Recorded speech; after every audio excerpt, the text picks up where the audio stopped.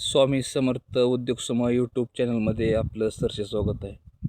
आज दिनांक 18/12/2025 आजवार गुरुवार. तर आपण आज बोरी गावात आलेलो आहोत मकाची पेरणी करण्यासाठी. मकाची पेरणी झालेली आहे व असं वाप सुटलेलं आहे. आपला ट्रॅक्टरचा तिथं उभा आहे मकाचं बी काढण्यासाठी राहिलेलं. तुम्ही वाप बघू शकता. अशा पद्धतीने वाप सुटलेले आहेत बघा. अख्ख्या रानात आपण बघू शकता वाप कसं सुटलेलं आहेत आपल्या पेरणी यंत्राने. पहिलं मकाचं रान होतं ही, त्यांनी कल्टिवेटर मारून रोटर मारून हे रान तयार केलं. तर बघू शकता वाप कशा पद्धतीने सुटलेलं आहेत. आपण बघणार आहोत कोणत्या कंपनीचं बी टाकलेलं आहे आणि कोणत्या कंपनीचं मटेरियल वापरलेलं आहे. इथं मालक उभा आहेत.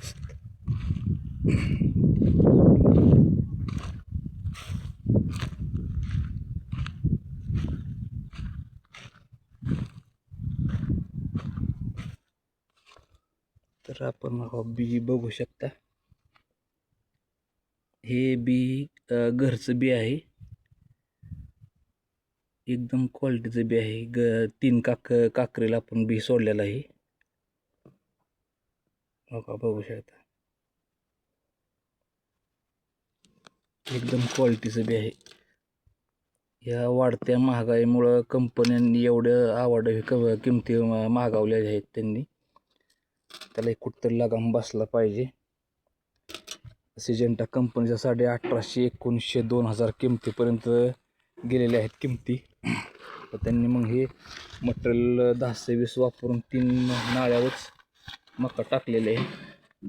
ही बघू शकता 1 नंबरची व्हील्स आपण जोडलेली आहे बघा. ही 2 नंबर आहे, ही 2 नंबर आहे व्हील्स आणि बघा ही 1 नंबर व्हील्स आहे. 1 नंबर व्हील्सला किती मटेरियल उचलते.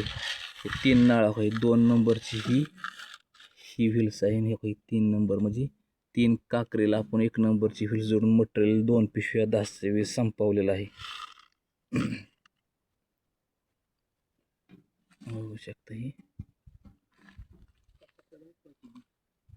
हे मालक आहेत. तुमचं नाव सांगा. आमचं नाव कैलास नामदेव शिंदे, कंपोस्ट बोरी, तालुका इंदापूर, जिल्हा पुणे.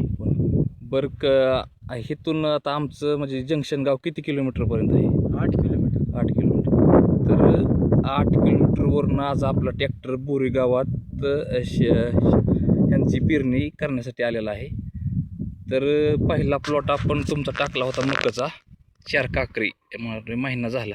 त्याचा काय अनुभव तुम्ही सांगा. अनुभव म्हणजे उत्पन्नाला बी चांगली पडते, पेरणी चांगली आहे, सारे व्यवस्थित पडते, काहीच टेन्शन नाही. भिजण्यासाठी सारा 1 नंबर. आणि वाढायचं नाही, काय नाही. धन वाढला की पाणी चालू. तर आम्हाला पहिल्याने टाकल्यानंतर सगळं सारं ओढून घ्यावं लागत होतं, पण आता नाही. बरं ह्याच्या माझ्या अगोदर 3 ट्रॅक्टर तुम्ही सांगितलं की येऊन गेले. ते गेले. 4था ट्रॅक्टर माझा होता.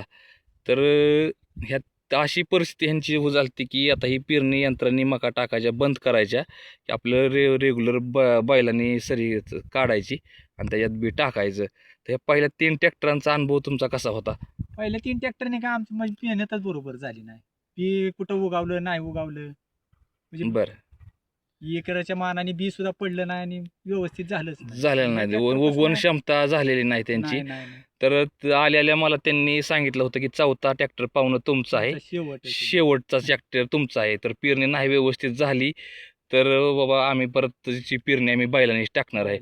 तर ती पेरणी कशी उगावली? पहिली पेरणी चांगली उगावली की 4 काकरे आपण टाकले होते. 4 काकऱ्याचा तो प्लॉट कुठं बघायला मिळेल.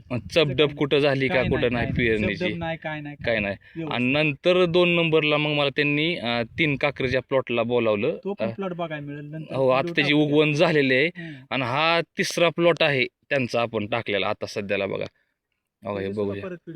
हो, हे बघू शकता काय. ही 3रा प्लॉट आपण त्यांचा टाकला म्हणजे आपल्या यंत्राची क्वालिटी तशी आहे.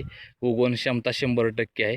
आपण एकतर खोटं बोलत नाही, काय तरी रिअल दाखवायचं. स्वतः काय शेतकरी आहेत, शेतकऱ्यांना विचारायचं की आपलं म्हणजे सगळ्या फळांचे व्हिडिओ टाकले जाते. हो, बरं ह्यांचंच नाही की ह्यांच्यापासून मला तिकडं 2-3 कामं आली, त्यांची उगवण सुद्धा जोरात झाली, कुठल्याच गोष्टीची म्हणजे अडचण आलेली नाही. अडचण नाही. पर 8 किलोमीटरवर आपला ट्रॅक्टर इथं बोरी गावात येतोय.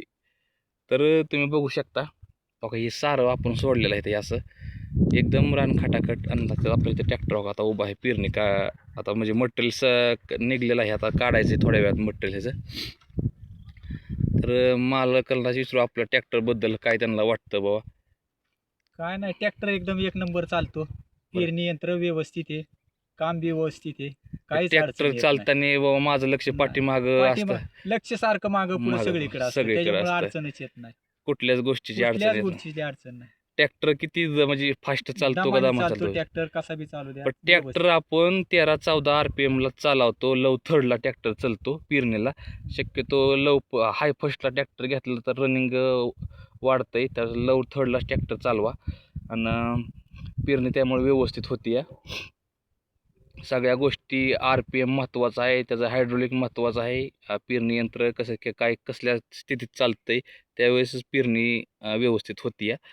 तर मालकाने आपलं सांगितलेलं आहे बघा उगवण म्हणजे एक नंबर होती पेरणी यंत्राने. आता आपला ट्रॅक्टर आता हे तर स्टॉप झालेला आहे. तर आता आपण ह्यातलं बी काढणार आहोत. धन्यवाद.